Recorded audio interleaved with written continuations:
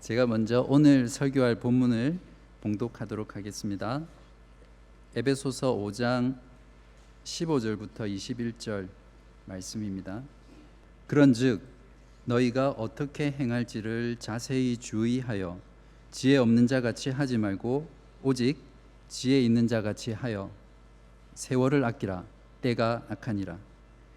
그러므로 어리석은 자가 되지 말고 오직 주의 뜻이 무엇인가 이해하라. 술 취하지 말라. 이는 방탕한 것이니 오직 성령으로 충만함을 받으라. 시와 찬송과 신령한 노래들로 서로 화답하며 너희의 마음으로 주께 노래하며 찬송하며 범사에 우리 주 예수 그리스도의 이름으로 항상 아버지 하나님께 감사하며 그리스도를 경외함으로 피차 복종하라.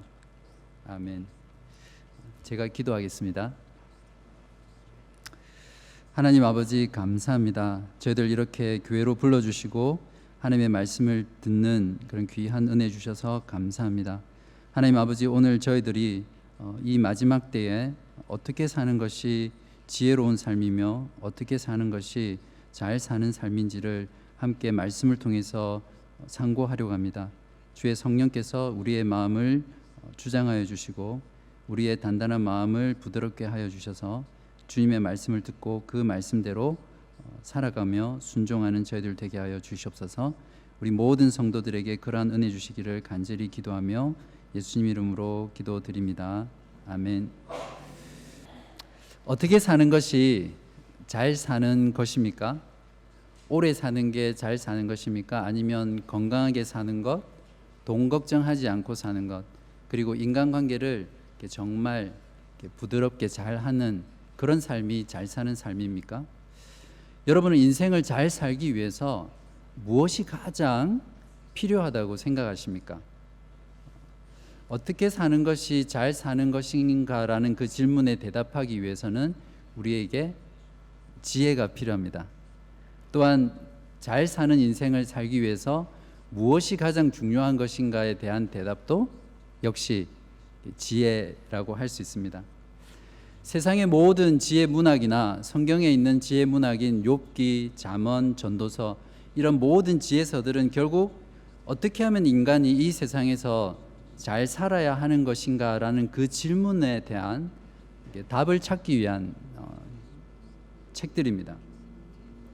잠언 4장 4절부터 9절 사이에 이런 말씀이 있습니다. 아버지가 내게 가르쳐 이르기를 내 말을 내 마음에 두라. 내 명령을 지키라. 그리하면 살리라. 지혜를 얻으며 명철을 얻으라. 내 입의 말을 잊지 말며 어기지 말라. 지혜를 버리지 말라.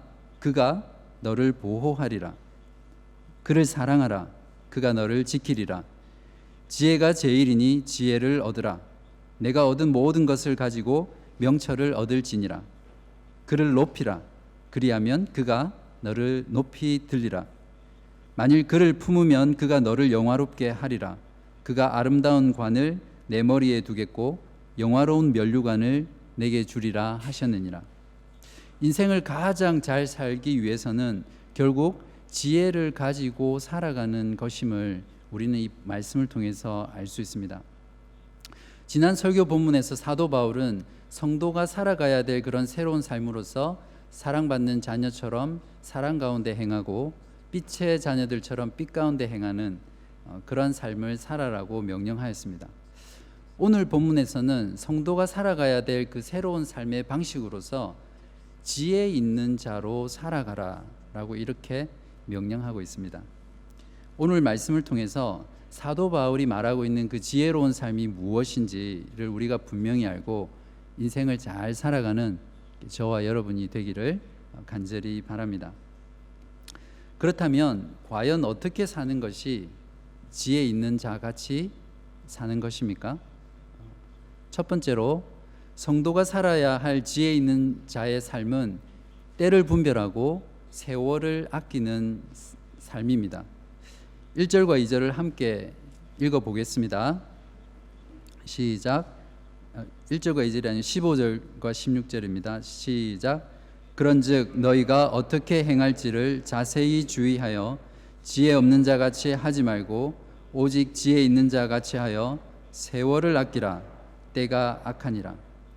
첫 번째는 때를 분별하는 것이고 두 번째는 세월을 아끼는 것입니다. 먼저 지혜 있는 자는 때를 분별하는 자입니다.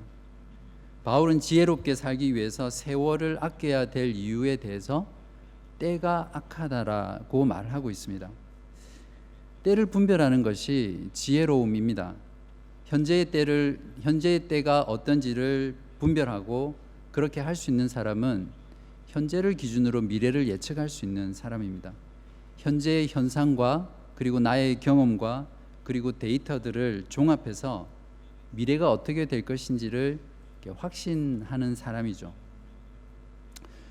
부동산이나 주식으로 돈을 버는 사람은 항상 바닥에서 사고 상투에서 팝니다. 전문 용어를 말하고 있는데, 근데 항상 돈을 잃는 사람은 상투에서 사고 그리고 바닥에서 팝니다. 결국 이 두 사람의 차이는 때를 분별하느냐 하지 못하느냐라는 그 지혜가 있고 없음의 차이라고 볼 수 있습니다. 지금은 악한 때입니다. 우리가 살고 있는 이 시대를 보십시오. 이 시대의 문화와 사상과 가치관이 어떤 것인지 잘 한번 보시기 바랍니다.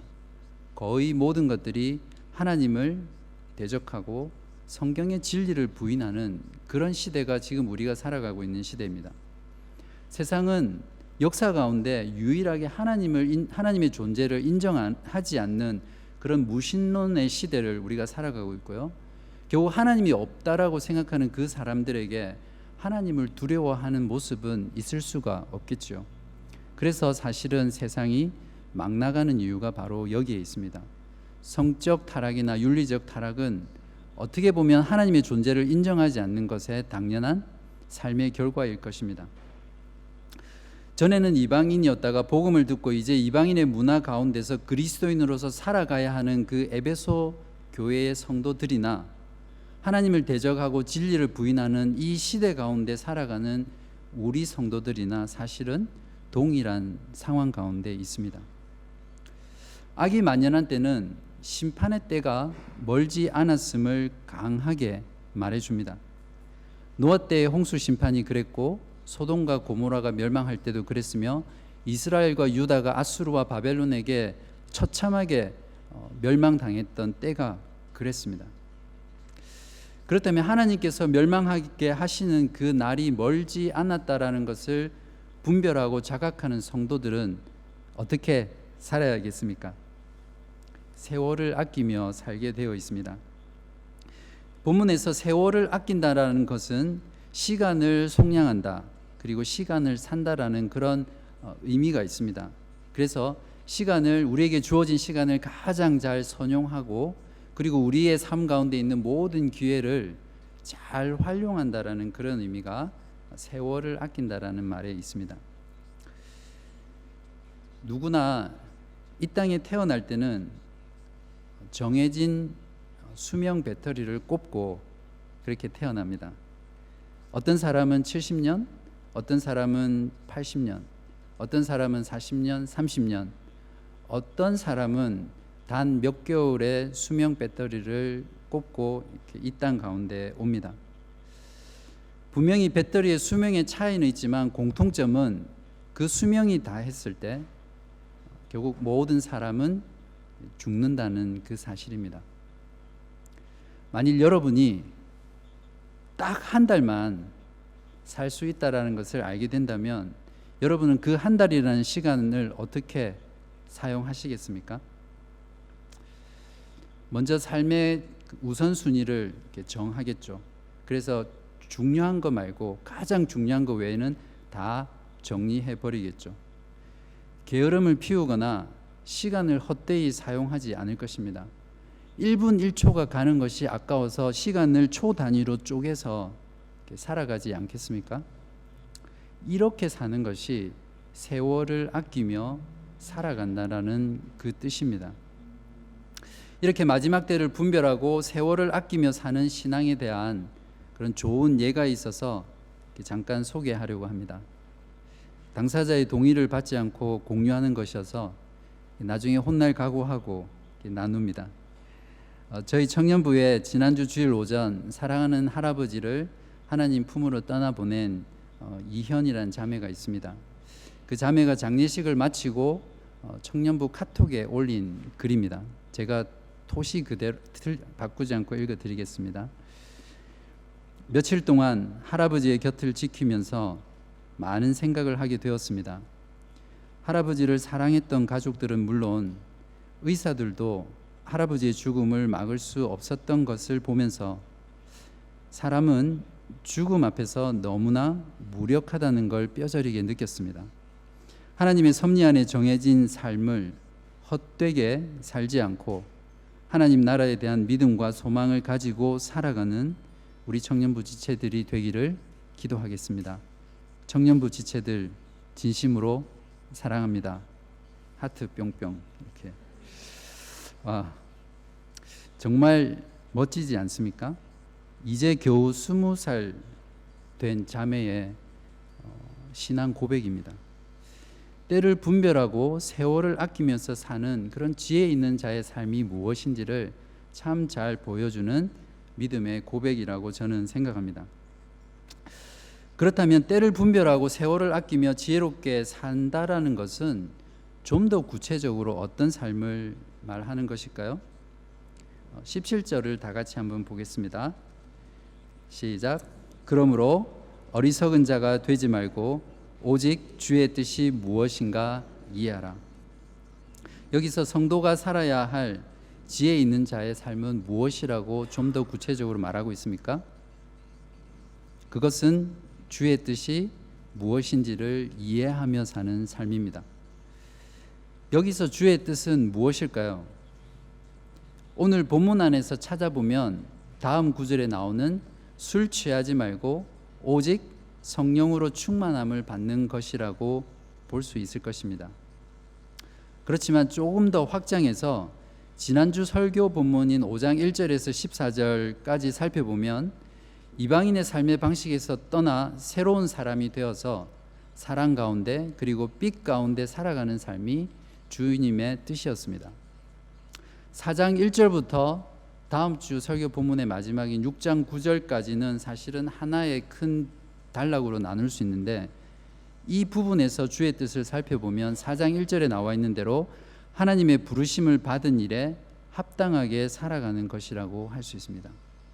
더 나아가서 에베소서 전체의 관점으로 살펴보면 에베소서 1장 9절과 10절에 있는 그 말씀이 궁극적인 주의 뜻이라고 볼 수 있습니다. 에베소서 1장 9절에서 10절에 보시면 그 뜻의 비밀을 우리에게 알리신 것이요 그의 기뻐하심을 따라 그리스도 안에서 때가 찬 경륜을 위하여 예정한 것이니 하늘에 있는 것이나 땅에 있는 것이 다 그리스도 안에서 통일되게 하려 하심이라. 이렇게 되어 있습니다. 이것이 하나님의 뜻이 완성된 그런 최종적인 그림입니다. 이 최종적인 그림을 이해하고 아는 자야말로 이 세상에서 가장 지혜로운 자입니다. 왜냐하면 모든 만물과 모든 역사의 결국 끝이 어떻게 되는지를 알기 때문입니다. 즉 진리를 소유하고 있기 때문이죠. 이러한 주님의 뜻을 이해하지 못하는 자는 몇 억 광년이 떨어진 저 머나먼 우주에 있는 별이 어떻게 움직이는지를 계산할 수 있고 또 인간 세포의 모든 그 유전자 지도를 다 분석하고 지도를 그릴 수 있을 만큼 탁월한 지식을 가지고 있는 학자라고 할지라도 이 사실을 모르는 자는 어리석은 자이며 우매한 자이며 지혜 없는 자입니다. 반면에 교육을 전혀 받지 못했다 하더라도 그래서 글을 읽지 못하는 노할머니라도 믿음을 통해 계시된 주님의 뜻을 이해한다면 이 할머니야말로 진정으로 지혜 있는 그런 사람입니다. 이처럼 지혜 있는 자는 주의 뜻이 무엇인지를 이해하는 사람입니다. 자, 이제 마지막으로 성도가 살아가야 할 지혜 있는 삶이 무엇인지를 더욱더 구체적으로 알아보도록 하겠습니다. 그것은 술 취하지 말고 성령으로 충만함을 받으며 사는 것입니다. 바울은 오늘 본문에서 성도가 살아가야 될 그 지혜로운 삶을 제시하는 방식으로 마치 이렇게 깔때기 모양처럼 처음에 일반적인 원리, 지혜 있는 자의 삶을 살아라고 명령하면서 구절구절 내려가면서 점점 더 구체적인 명령을 이렇게 우리에게 주는 그런 방식으로 제시하고 있습니다. 18절을 보시면 술 취하지 말라 이는 방탕한 것이니 오직 성령으로 충만함을 받으라라고 하고 있습니다. 지혜로운 삶은 무엇이 나를 지배하는지를 잘 살펴서 나를 지배하는 것을 선택하는 그러한 삶입니다. 술에 취한 사람은 알코올의 영향력과 알코올의 지배 가운데 살아가게 됩니다. 반면에 성령 충만함을 받은 사람은 성령의 영향력과 성령의 지배를 받는 사람이죠. 술 취한 자는 자기를 완전히 잃어버리지만 성령의 충만함을 받는 사람은 자기 개인의 성품과 의지와 정체성은 전혀 잃어버리지 않는 상태에서 성령의 영향력과 성령의 지배와 다스림 가운데 살아가는 사람입니다. 어떤 분은 성경에서 술 취하지 말라라고 했지 술 마시지 말라라는 말은 없지 않습니까? 라고 하면서 자신의 술 마시는 그 생활을 합리화하는 분도 있는 것 같습니다. 그러면 이 본문에서 술이 취한 상태를 술 취하지 말라고 했는데 술이 취한 상태를 어떻게 정해야 합니까? 1점부터 10점까지 이렇게 잡고 1점은 말짱한 상태, 그리고 10점은 필름이 완전히 끊긴 상태. 그래서 1점부터 10점까지 여러분의 술 취한 상태를 찝으라고 했을 때 7점 이상이면 술 취한 상태고 6점부터는 술에 취하지 않은 상태다. 이렇게 해서 정할 수 있는 것입니까? 아마 누구보다도 술을 마시는 그 사람 본인이 어느 정도 마시면 술에 취한 상태인지 잘 알 것입니다. 어쨌든 성경은 분명히 성도인 우리들에게 술 취하지 말라고 명령하고 있습니다. 지난주에도 말씀을 드렸지만 뭔가를 끊고 그 빈자리에는 공백을 남겨놓지 말아야 된다고 말씀을 드렸습니다. 술을 끊고 혹은 술을 취하지 않는 그 삶의 빈자리를 빈 상태로 두어서는 안 됩니다. 하나님의 선한 것으로 채워야 합니다. 그렇지 않으면 내가 나온 그 자리로 다시 돌아가게 되는 거죠. 사도 바울은 지혜로운 삶을 명령하면서 참으로 지혜롭게도 그 빈자리를 무엇으로 채울지를 지혜롭게 명령하고 있습니다. 무엇입니까? 네, 그것은 바로 성령으로 충만함을 받으라는 것입니다. 여기서 성령으로 충만함을 받으라는 말은 어떤 뜻입니까? 이 부분에 대한 해석은 학자들 간에 많은 논쟁거리입니다. 그래서 ESV나 NIV나 또 여러 가지 영어 성경을 보면 여기에 대한 해석에 따라서 서로 다르게 번역되어 있는 것을 볼 수 있습니다. 크게 세 가지 정도가 있는데요. 시간 관계상 저에게 가장 설득력 있고 그리고 본문의 문맥상 가장 타당하다고 여겨지는 해석을 한 가지 말씀드리겠습니다. 여기서 성령으로 충만함을 받는다는 것은 술에 취했을 때 받는 그 지배력처럼 성령께서 주도하시고 지배하시며 다스리게 하도록 하는 그런 것으로 이해할 수 있습니다. 앞에서 보았듯이 술에 취하면 술의 영향력 아래 들어가듯이 성령의 충만함을 받는 것은 성령의 영향력과 다스림 가운데 들어가는 것입니다. 성령께서 나를 변화시키도록, 성령께서 우리를 변화시키도록, 성령 하나님께서 우리로 하여금 하나님과 예수 그리스도를 닮아가게 하시도록 그 성령 하나님께 우리의 주도권을 내어드리는 것이 바로 성령의 충만함을 받는 것입니다. 사람이 어떤 삶의 방식을 선택하고 살아가든지 그 삶에 대한 결과가 반드시 따르게 됩니다.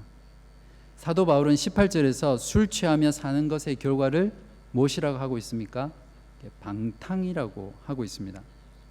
방탕에 해당되는 단어를 원어 사전에서 찾아보면 성과 알코올과 약에 대한 지나친 탐닉, 무절제, 지나친 낭비, 과소비, 부도덕, 유흥, 흥청망청 등 삶을 파괴하는 모든 요소들이 바로 이 방탕함 가운데 들어 있습니다.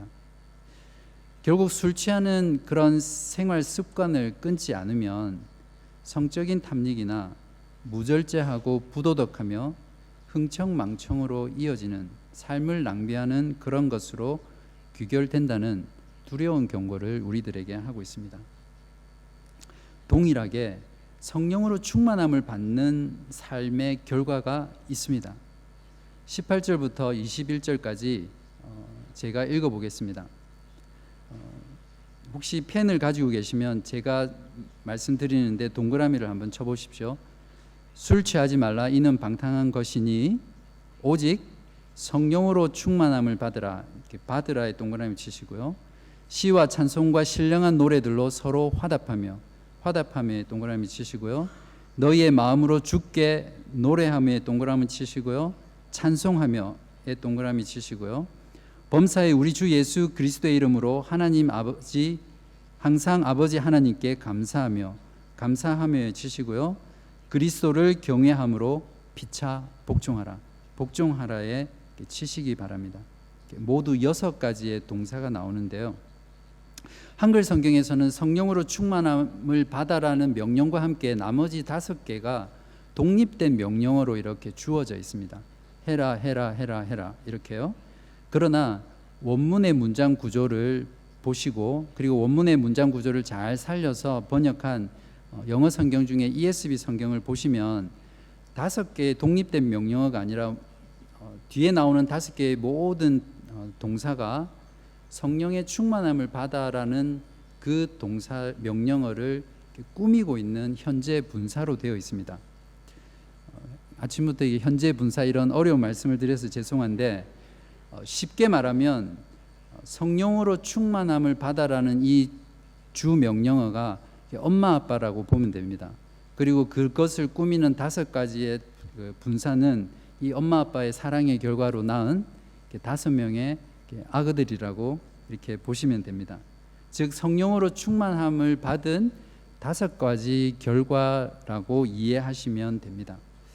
무엇입니까? 첫 번째 모습은 19절 상반절에 있는 시와 찬송과 신령한 노래들로 서로 화답하는 것입니다. 이것은 성도들 간에 모였을 때 서로 찬송을 부르거나 말하는 것입니다. 저희들이 시편 교독할 때도 인도자가 시편을 말하고 회중이 교독했던 것처럼 시편 말씀 그리고 찬송으로 서로 주고받는 것이죠. 여기서 시와 찬송과 신령한 노래들은 어떤 특정한 서로 다른 노래라기보다는 시편을 포함해서 성도들이 모였을 때 부르는 그런 찬송을 서로 다르게 표현한 것으로 볼 수 있습니다. 두 번째 모습은 19절 하반절에 있는 대로 마음으로 주께 노래하고 찬송하는 것입니다. 찬송은 인간에게 하는 것이 아니라 주님께 하는 것이며 우리의 마음을 담아서 진실되게 하는 것이라는 것이죠. 성령으로 충만함 받은 결과의 세 번째 모습은 20절에 나와 있습니다. 범사에 우리 주 예수 그리스도의 이름으로 항상 하나님 아버지께 감사하며, 감사하는 모습입니다. 감사의 본질이 무엇인지를 잘 설명해 주고 있는 구절인데요. 감사의 본질은 성령 안에서 예수 그리스도의 이름으로 하나님 아버지께 항상 범사에 하는 것입니다. 그러므로 우리가 감사할 때마다 성부, 성자, 성령 삼위일체 하나님의 그 구원의 실제를 완벽하게 경험하고 있는 그런 것이 바로 우리가 감사할 때입니다.